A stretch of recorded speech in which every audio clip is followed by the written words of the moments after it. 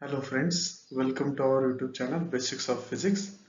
In our thermodynamics lecture series, we'll be talking about today important topic from the thermodynamics, that is thermocouple, how thermocouple is constructed, what is its principle, how it is calibrated, what are its advantages and disadvantages. These things will be taking today in details. So let's start our today's session with the introduction to today's topic. First of all, we will see what are these thermoelectric thermometers and why these are used. Thermoelectric thermometers are based on the principle of thermoelectricity. What is thermoelectricity? Thermoelectricity is nothing but when two junctions of a thermocouple are kept at different temperatures, and then thermo EMF is generated or thermo EMF is produced, and this change in thermo EMF, which is produced due to the two metal junctions which are kept at a different temperature, this generated EMF, thermo EMF, it is proportional to the change in the temperature difference. And so whatever maybe the change in temperature difference will be there, this thermo EMF, it will be proportional to that one. So this is basically the uh, thermometer which we'll be using for the measurement of the temperature, and such a kind of device will nothing but it is called as a thermocouple. So in our today's session we'll be starting with the thermocouple. First of all, we will see what is this thermocouple, and then we will go into the detail of this one. Thermocouple is nothing but it is a device which is used for the measurement of a temperature of various objects. Now basically if you see the thermocouple, it works on the three principles which were discovered by the three scientists, Seebeck, Peltier and Thomson. So basically thermocouple consists of two metal junctions. Let us say this is first metal junction and second metal junction, out of which one metal junction it is kept at higher temperature. One metal junction it is kept at a higher temperature, and another junction it is kept at a lower temperature. So these two different metal junctions we will be having, and due to that one EMF it will be set up in this device, and that EMF will be measured in order to detect the temperature of a thermocouple. Now first of all we will see what are these three effects are there. One is Seebeck, first one is the Seebeck effect. What is Seebeck effect? Seebeck effect states that when two different unlike metals are joined together, so you have to take two different unlike metals, you have to join it together at two junctions. You have to join these two at two junctions, and due to that one an electromotive force is generated at the two junctions. So due to why this EMF is generated, that we will see now. You can see over here one animation. We have a two metal junctions over here. One is at this point which is maintained at a higher temperature, and the lower one is at a lower temperature, and across this one we have applied a voltmeter, and this voltmeter is showing a reading as the current starts flowing through this one. So what does exactly happens when one junction is at a higher temperature? So the electrons in that one, it will be having a higher kinetic energy, so they will try to transfer that higher kinetic energy from one end to the another end which is at a lower temperature, or it is a heat sink in this case we had shown. So due to this one there will be a flow of electron, and the flow of electron is nothing but the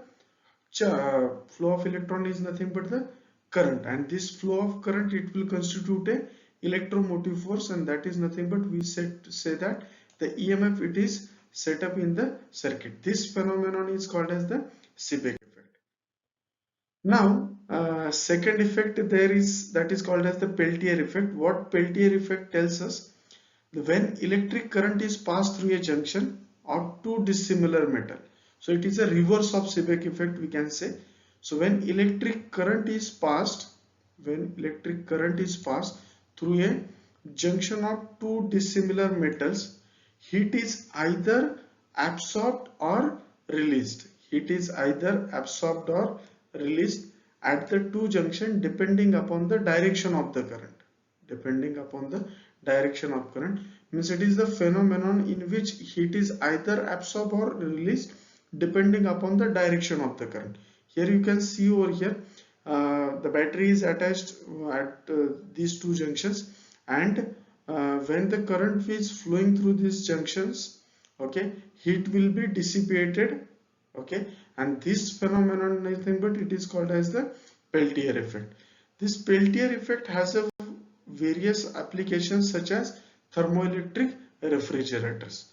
So this Peltier effect is widely used in thermoelectric refrigerators as an application. Now next and the third effect which on which the thermocouple works, that is nothing but the Thomson effect.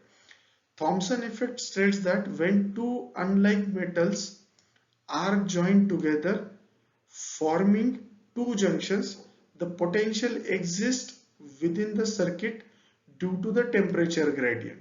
So you have a potential within a material due to the temperature gradient along the entire length of a conductor within the circuit. So if you have a temperature gradient within the material, so that will set up an potential within that material, and this phenomenon refers as a Thomson effect on the discovery by its scientist Thomson. This Thomson effect refers to the EMF that develops between the two parts of a single metal when they are at different temperature. So this phenomenon you can observe within a single material when its two parts they will be at a different temperature. So these are the three effects. One is the Seebeck effect, second one is the Peltier effect, and the last one is the Thomson effect. Out of all these three effects, Seebeck effect and the Peltier effect, these two effects plays an important role in the working of an thermocouple. So now we will go ahead with the thermocouple, what exactly this thermocouple, how it is constructed, how it is calibrated, how it works on the principle of Peltier effect and the Seebeck effect. So this construction of thermocouple, if you see, the thermocouple consists of a two metal wires, wire A and wire B, which are joined together at the point P and Q, which are joined together at the point P and Q, in which junction P, in which the junction P, it is at a higher temperature T1, and other junction which is called as the reference junction Q, which will be at a lower temperature T2. Now these two dissimilar metal wires which are making a junctions P and Q, these will be connected across a voltmeter, okay, in order to measure the EMF generated. Voltmeter is across joint. Now why this thermo EMF or EMF is generated in this circuit? Let us see that. Since the junctions are at different temperatures, so Peltier EMF is generated within the circuit. Peltier EMF is generated within the circuit, and which is a function of temperature, which is a function of temperature of these two junctions. So depending upon what is the temperature of the junction P and what is the temperature of junction Q, which is T1 and T2 in this case, so we'll be having a EMF, Peltier EMF set up in the circuit, and that Peltier EMF, it will be measured with the help of this voltmeter. Now for working of this thermocouple, let us consider for measurement of a temperature of a body, one junction of a thermocouple, it is connected to a body whose temperature we need to measure. So and that is called as the let us say junction P, and this junction is nothing but it is a hot junction. This is nothing but a hot junction, and the other junction which we call it as a reference junction, it is kept at a lower temperature. It will be kept at a lower temperature, and we will be calling it as a reference junction. Generally this reference junction, it will be maintained at a 0 degrees Celsius for the calibration purposes. The device for the measuring the current or EMF, it is connected within the circuit of thermocouple, and the temperature of reference junction is already known, and while the temperature of measuring junction, it is unknown. The output obtained from the thermocouple is calibrated directly against the unknown temperature. This output of a thermocouple is calibrated directly against the unknown temperature, and thus a voltage or current output obtained from the thermocouple gives the direct value of the unknown temperature. It gives the value of unknown temperature. For this purpose, the calibration of thermocouple is done. How this thermocouple is calibrated? The calibration of thermocouple is done by measuring a thermo EMF at various known value of the temperature. At a various known value of the temperature, the output of the thermocouple, that is a thermo EMF, it is measured, and while doing this measurement, the reference junction is kept at a 0 degrees Celsius. And the result of these experiments or measurements will be represented in the mathematical expression, that is E is equal to AT plus BT square, where this A and B are nothing but these are the constant depending upon the which type of material you have used for the constructing a thermocouple. The various materials which are used for the formation of a thermocouple in the industry nowadays, the list of the thermocouple, it is given over here. The first one is the Cromel Constantan thermocouple, which has an the EMF value of the order of millivolt, 7.5 millivolt, and it can measure a temperature from 40 degrees Celsius to 800 degrees Celsius. The most widely used thermocouple, it is Cromel aluminum, which has the temperature range from 200 degrees Celsius to 1200 degrees Celsius. It is one of the widely used thermocouple material, Cromel aluminum, which has the EMF it is in the range of 4 millivolt. Then the another material is also there, iron constantan. It has a EMF 5.5 millivolt. It can measure a temperature from 200 degrees Celsius to 1000 degrees Celsius. So these are the various, this list represents a very few. You can have a more than these different kinds of materials for the measurement of a or construction of a thermocouple, but these are the some widely used thermocouple metals list I had given you for your information. Now we will see what are the different advantages of this thermocouple are there over the other temperature measuring systems. Now the thermocouple has a very small wire junctions. The space which is required for this thermocouple wire junction, it is very small, and due to that one, it takes very small amount of heat for itself to warm its surface. So due to that one, it has a very quick response. It has very quick response, and it can be used in a very small space and for a precise location. In order to measure the temperature of a very small area, this thermocouple can be useful. So the first advantage of this thermocouple is its quick response, and it is used over a very small region and for a precise location of the temperature measurement. The second thing is that the output of this thermocouple, the output of the thermocouple, it is electrical signal. It is an electrical signal which can be used to operate the electrical equipment, which can give the warning to an operator for a sudden change in the temperature. Or this electrical output of this thermocouple, it can be also used for a recording purpose. Means you can directly record the temperatures in an electrical instruments or electrical devices such as computer. So that is the one of the important advantage.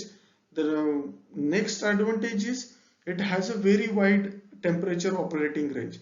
Just we had seen is that it can go from uh, 40 degrees Celsius to 1000 or 1200 degrees Celsius, depending upon the choice of material which you are using for the construction of a thermocouple. So second, the third important advantage of this thermocouple is that its operating range. It has a very wide operating range. We know that any instrument, in addition to have its advantage, it also can have some disadvantages. Now we will discuss what are the different disadvantages are there for the thermocouple. The disadvantage of the thermocouple are nothing but the low voltage signal. We had seen that the thermocouple has a voltage output in terms of a millivolt, and this low voltage output, it is susceptible to the noise and interference from the surrounding electrical devices, which is the one of the disadvantage of this thermocouple. So in order to remove this disadvantage of this thermocouple, you need to measure this signal and you have to amplify that signal. So you can use the amplifier and various other electronic circuits for that one. The second disadvantage of this one is this thermocouple is that as we had seen that in order to amplify this one, you will require electronic circuits for amplification of this voltage or output voltage, which will additionally uh, puts burden on the complexity of this electrical circuit. That is one of the disadvantage of this circuit or thermocouple. The relationship between the process temperature and the thermocouple is not linear. If you measure the temperature of a thermocouple and its thermo EMF, you will find out that this relation between the temperature and the thermocouple output, it is not linear. Okay, so that is one more disadvantage for this thermocouple is there. So you have to select a particular thermocouple in a particular range of measurement temperature depending upon its linear response. Now we will see what are the applications are there for this thermocouple. We had seen its advantages and disadvantages. We had also seen how this disadvantage can be removed. Now the application point of view, if you look at the thermocouple, this thermocouple can be used as a temperature thermo sensor in thermostat in offices, homes and business offices as well. Okay, and this industry for monitoring temperatures of metals like iron, you can use this thermocouple for measuring the temperature or for the monitoring the temperature of the various processes. In food industries for cryogenics or low temperature applications, this thermocouple can be used. To test the temperature of chemical plants and the petroleum plants, this can be used. These thermocouples are used in the gas machines for detecting the pilot flame. Now what is this pilot flame and what is this gas machines? Flame detectors are nothing but these are designed to prevent the boiler explosions. If you go into the any factory or in a sugar factory or any industry, if you visit, you will find these flame detectors or pilot flame detectors. These are designed to avoid the boiler explosion caused by the ignition of the fuel which is accumulated within the burner chamber during the flame failure. So these thermocouples can be used for this to prevent the boiler explosion, to avoid the explosions inside a industries. So these are the various applications are there for the thermocouple. Now we will compare this thermocouple with the resistant temperature detectors as compared to the resistant temperature dependent resistance temperature detectors. How these thermocouples are different, that we will discuss. And if you see at the resistance temperature dependent, which is abbreviated as an RTD, RTD is more suited to measure the lower temperature ranges, whereas if you consider the thermocouple, it is useful to measure the larger temperature ranges. If you consider the RTD, it is generally used within the temperature range minus 200 degrees Celsius to 500 degrees Celsius, whereas this thermocouple, they are used from minus 180 degrees Celsius to 2320 degrees Celsius. The resistance temperature dependent, they have a good temperature stability if you compare with the thermocouple, which has a poor stability. The resistance temperature detectors, it has high accuracy as compared to the thermocouple. The thermocouple has a poor accuracy if you compare with the RTD. The RTD is very sensitive and can register a very small temperature change. And if you consider a thermocouple, it does not have good sensitivity, so they cannot measure a small temperature change, and that is why thermocouples are not generally uh, suggested for a small temperature change measurement. If you consider the RTD response time, it is good, but if you consider a thermocouple, it has a faster response time as compared to the RTD, which is one of the asset of a thermocouple. So in order to measure the temperature change of a system which changes quickly, in such a cases the thermocouple can be easily used, and which is appropriate for the measurement. And if you consider RTDs or resistant temperature detectors, they are more expensive as compared to the thermocouple. Thermocouples are very cheaper as compared to the RTD, so it is the one of the cheaper technology, you can say, as compared to the other technology for the measurement of the temperature. So these are the differences between the thermocouple and the RTD we had seen. That's it for the today's session. I hope you people have enjoyed the today's session. If you have any doubts or comments in for today's video, you can comment me in comment section. I request all you viewers to subscribe our channel and please hit the like button, and for future notification you can hit the bell icon for the future updates.